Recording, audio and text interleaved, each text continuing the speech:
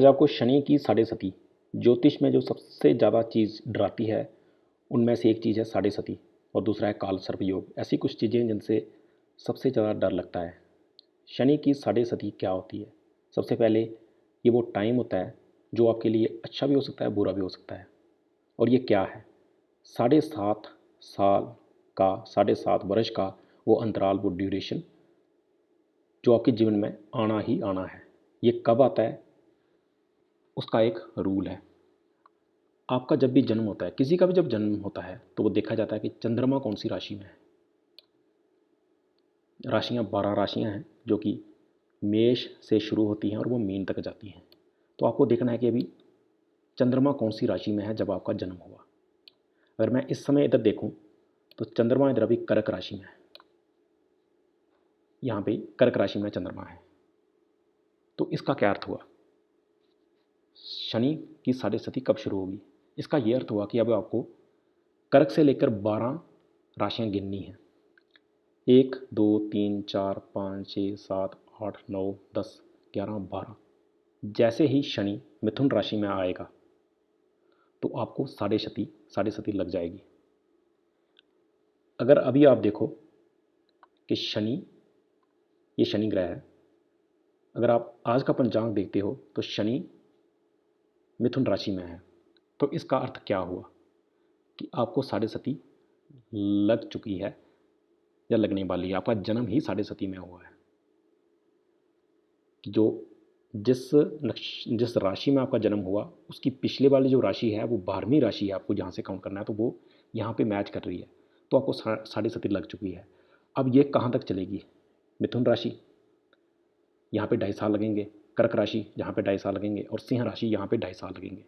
क्योंकि एक राशि को चलने में शनि ग्रह को 2.5 साल लगते हैं। सूर्य को एक राशि कवर करने में 30 दिन लगते हैं, चंद्रमा को 2.5 दिन लगते हैं।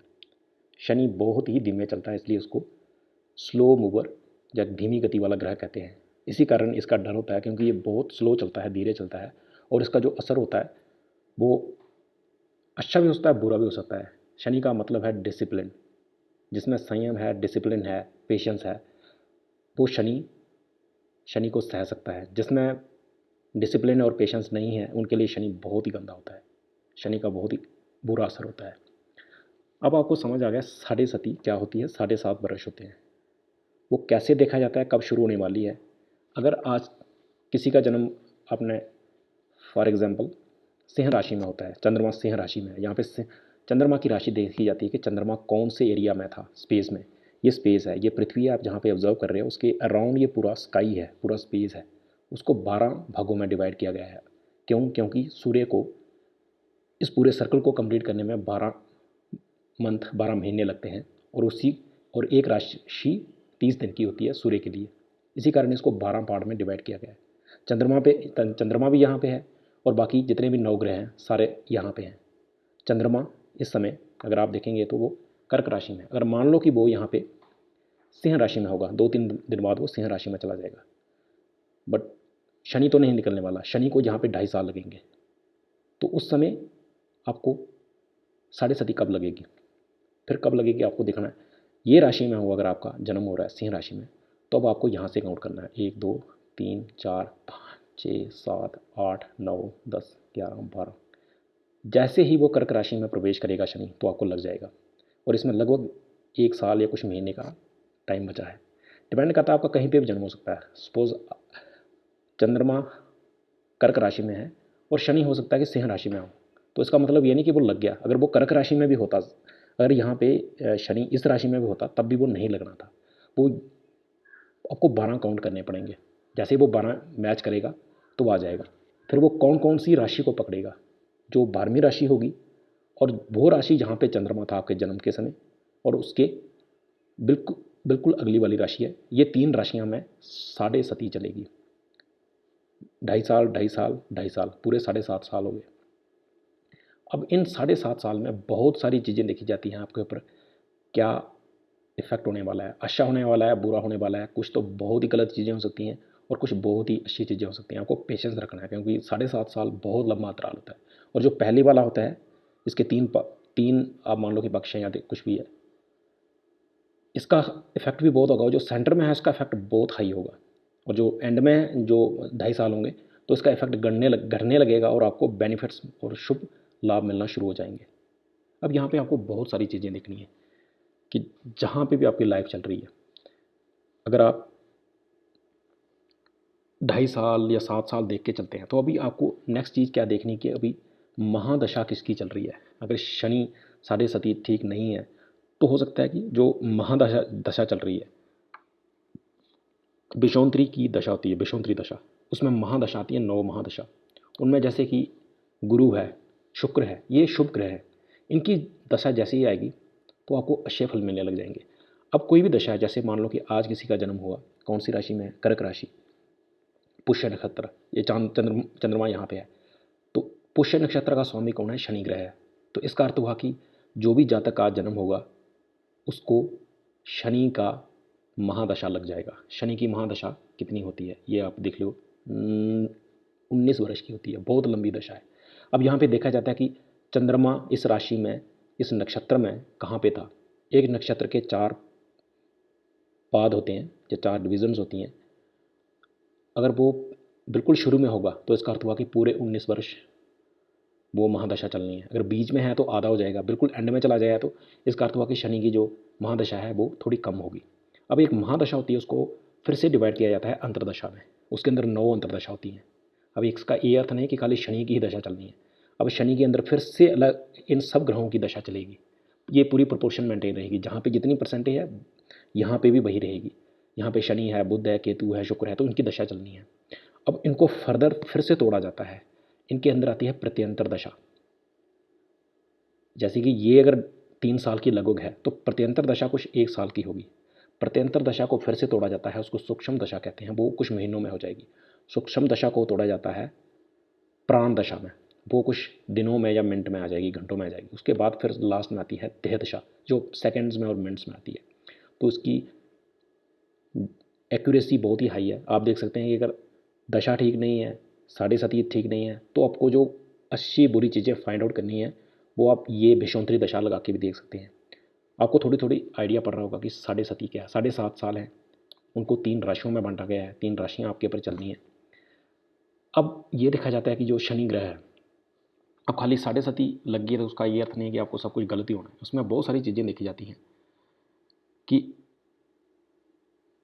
दशा, जैसा मैंने आपको बोला कि ये जो दशा है महादशा, इसमें अगर गुरु और शुक्र की होगी तो अच्छी होगी। अगर उसके साथ ही जैसे कि आपको साढ़े सती लगी हुई है और शनि की ही साथ में आपको महादशा भी लग गई तो ये थोड़ा सा अच्छा नहीं होगा। शनि मंगल राहु केतु इनकी महादशा लग जाती है तो वो थोड़ा सा आपको पेशेंस रखना पड़ेगा, थोड़ा सा अच्छा टाइम नहीं होगा। उसके बाद देखी जाती है दृष्टि। जो ग्रह होते हैं वो एक उनकी दृष्टि भी होती है। अगर वो शनि की दृष्टि तीसरे, 7वें, 10वें इनके पर पड़ रही होती है, इन जो घर होते हैं, भाव होते हैं कुंडली में, तो आपको बहुत सारा डिसिप्लिन, पेशेंस रखना पड़ता है। बहुत सारी चीज़ें डिले होती हैं, आपकी मैरिज डिले होती है, आपको करियर में डिले होता है, बहुत सारी चीज़ें डिले होती हैं। बट आपको पेशेंस रखना है और आपको फल जो है वो अवश्य मिलना है। आपको पेशेंस रखोगे तो मिलना ही मिलना है। उसके बाद देखा जाता है कि अगर कोई कोई ग्रह होती है उसकी शनि के ऊपर अच्छी दृष्टि पड़ती है, जैसे गुरु की है। अगर गुरु की दृष्टि शुभ है तो आपको बहुत सारा ज्ञान मिलेगा, बहुत ही शुभ से शुभ अच्छा आपको कुछ न्यूज़ मिलेंगे, आपके जीवन में अच्छी अच्छी घटनाएं हो सकती हैं। फिर उसके बाद देखी जाती है युति। आपका जो जन्म कुंडली है उसमें शनि युति मीन कम्बिनेशन किन ग्रहों के साथ बैठा हुआ है। अगर वो शुभ ग्रहों के साथ है तो आपको अच्छे फल मिलेंगे। इनमें देखा जाता है शुक्र और गुरु ये मिल जाएंगे साथ में तो धन दौलत के बहुत ही आसार रहते हैं मिलने के। आपके जीवन में अच्छी ये इवेंट हो सकती हैं। अगर अशुभ हैं जैसे मंगल शनि है तो थोड़ा सा प्रॉब्लम आ जाता है, जैसे तनाव, झगड़ा, एक्सीडेंट वगैरह होते हैं।